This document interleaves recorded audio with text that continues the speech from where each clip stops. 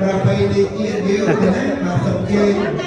นั้นก็ที่บุคคลสังเกตการจบนำมาจงรักที่เป็นคนที่ต้องมีอะไรดีมาเป็นยินดีมาเป็นเพียรเป็นสาสนยินดีนักบาลีกันมาสอนการปฏิบัติโอ้ตอนนี้น้อยกับตอนนี้เว้ย thật ơi pha gian thật rồi chụp chụp chụp chụp chụp chụp บางเรื่องการเดินบางคนบางคนเป็นทางนะครับ ăn không